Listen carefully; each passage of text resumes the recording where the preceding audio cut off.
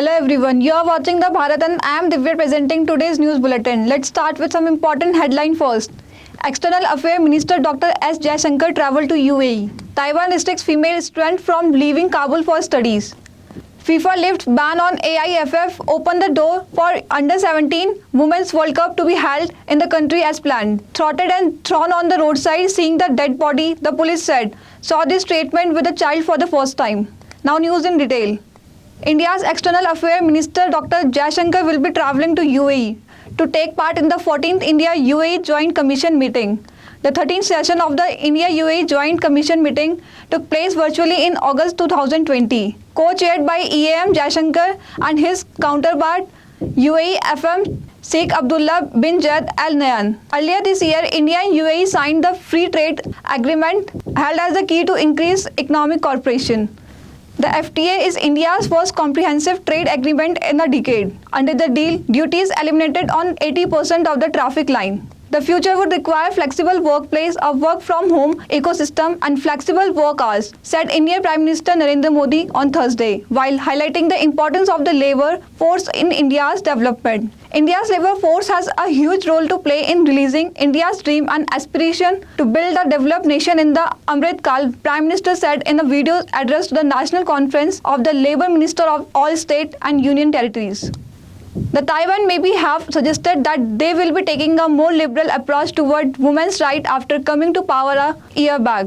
But recent reports are showing that not much has changed in the regime. According to Sputnik, a number of sources confirmed that female students in Afghanistan were not allowed to leave Kabul in order to study in Kazakhstan and Qatar. While both male and female students were supposed to leave for higher study, only the men were finally allowed to fly out of Afghanistan. Sputnik quoted the source in their reported on Friday. Former United States President Donald Trump called the FBI political hack and thugs and also criticized the Justice Department after the release of a heavily redacted version of the affidavit filed in the front of the judge while seeking permission to raid his Mar-a-Lago residence. The affidavit claimed that the search was conducted and after the FBI spoke to witness and found probable cause to suggest the document containing national defense information were present as the property. Moving ahead in the news that talk about some major news of Uttarakhand. Sensation is spread after the mutilated body of a newborn baby was found near JP Band on Dehradun Mussoorie Road. The body was cut with a sharp weapon. The head and the both hand of the dead body wrapped in a blue sheet are missing. Usually, such sheets are available in hospitals. The police have kept the body in the mortuary for postmortem. Based on the CCTV footage and the interrogation in hospital, the police has started investigation the matter. The information was received by the police at around 2 p.m. on Friday. Seeing the dead body cut like this, the police also got shocked. The newborn baby seemed to have been born just a day or two ago. We'll be back after a short break. इसमें रहती प्रेम की यमुना है, सिद्धांतों का उच्च हिमालय है, भक्ति सिखाता एक तिरंगा है, गुरुकुल जैसा प्यारा ये ITM हमारा, सच्चे सपनों सा प्यारा ये ITM हमारा, ITM हमारा ये इंस्टीट्यूट हमारा, सच्चे सपनों सा प्यारा ये ITM हमारा, ITM हमारा ये इंस्टीट्यूट हमारा, सच्चे सपनों सा प्यारा ये ITM हमारा. Welcome back to the Bharat. The employees of the printing press of Uttarakhand Subordinate Service Selection Commission's outsourced company RMS Techno Solution has leaked the scattered guard requirement and graduate level examination papers. The plan was so foolproof that he stole the paper of 2 examinations in 3 months without any noticing.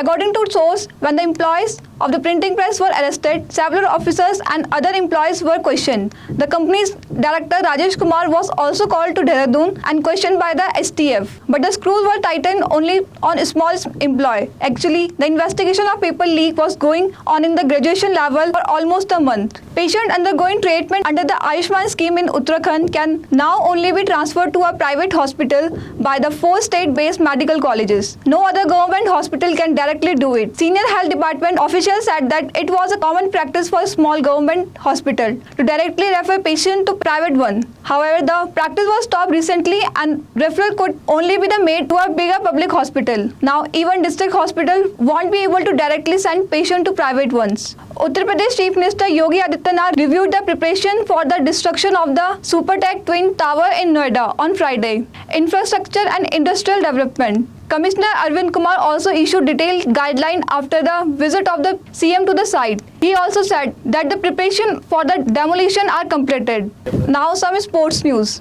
Olympic champion and javelin thrower Neeraj Chopra scripted history as he became the first Indian to clinch a Diamond League meeting title by winning the Lawson League. In his first attempt, he hurled the spear 89.08 meter to seal his victory in his own style. Last month, Neeraj Chopra, a 24-year-old Indian athlete, pulled out of the Birmingham Commonwealth Games due to a minor injury he had suffered while winning silver during the World Championship last month. He rested and made a historic comeback after a month. FIFA has seemingly lifted the ban that it had imposed on the All India Football Federation. The ban was leveled on AIFF sitting under third-party influence after the Supreme Court of the country moved to introduce a committee to oversee the functioning of the AIFF. The ban forced India Origin Club to pull out the continental tournament that fall under the umbrella of FIFA. They extended a heavy toll on the club Sri Gokulam Kerala FC and ATK Mohun Bagan, who were slated to compete in the AFC Women's Club Championship and AFC Cup 2022, respectively. That's all for today. Thank you for watching the Bharat.